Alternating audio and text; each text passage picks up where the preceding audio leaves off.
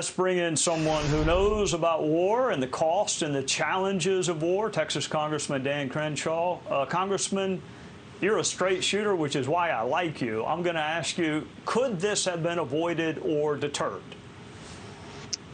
Sure. Look, and thanks for having me, Trey. There are two things that stop war: the credible threat of force and leverage.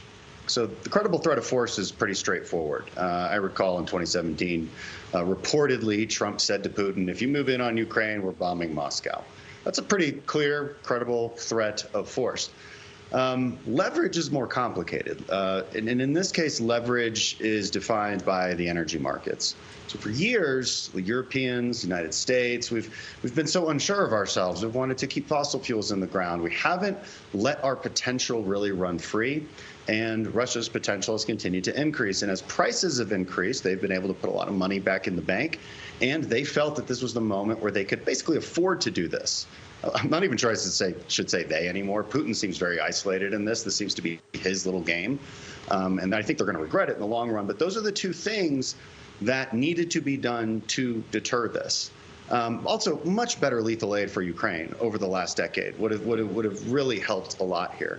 Our European partners stepping up in a much bigger way over the last decade or two would have been a big help here. They need to spend more on their defense. They cannot keep relying on the U.S. to be their battle axe in all situations. This has to stop. I'm happy to see Germany just announce that they're going to be spending at least 2% GDP. Hey, why not go for 3%?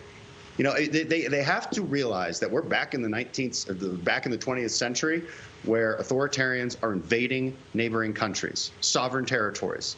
This has to be unacceptable. It's the entire point of NATO. And if we don't stand strong here, then we never will. And China and Russia know that.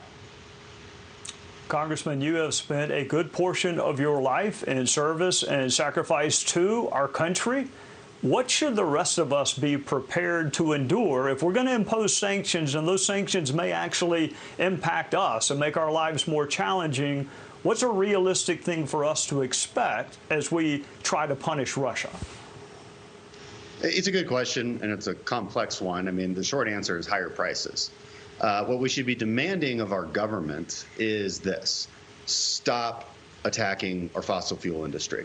Look, let me give you an example. The Department of Energy could approve about 6 permits right now that would allow 6 different LNG export terminals to expand their capacity. We could quickly start to overtake Russia's dominance in this. Well, they don't really have. We have the dominance. We could start to overtake their market share globally, which would reduce their leverage substantially and increase Europe's leverage right now. They're the ones who are really going to bear the cost of this if they don't step up.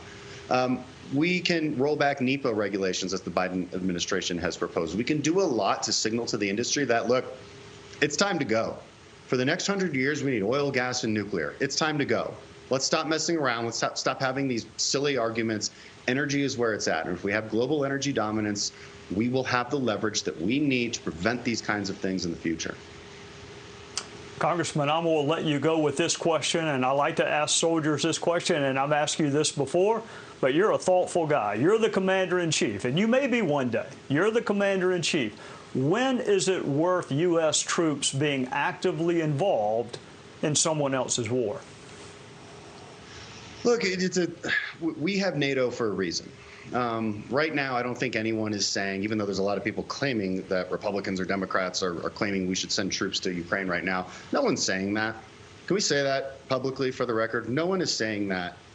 So, and I don't believe we should at this moment. I think that we should double down on lethal aid, and I think that we should ask European partners to seriously step up.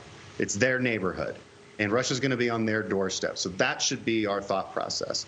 But if they do go into NATO territory, and if Article 5 is triggered, well, by treaty, we are at war. Everyone should understand that. That's a fact. It's not even something that we would then vote on in Congress. It is by treaty. We've already ratified this treaty. And if we all of a sudden don't believe that, then what the heck is NATO for? NATO was built for this reason, to stop Russia from invading countries, to stop this 20th century, this old pattern of human history where neighboring countries are invading each other just for the sake of more power. That's what NATO is meant to deter. It's created stability. And if we don't believe in that stability anymore, then there will be costs far greater than people realize.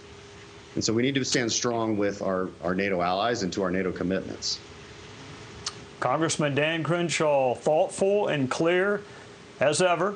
Thank you for your service to our country, and thank you for joining us tonight. Hey, Sean Hannity here. Hey, click here to subscribe to Fox News YouTube page and catch our hottest interviews and most compelling analysis. You will not get it anywhere else.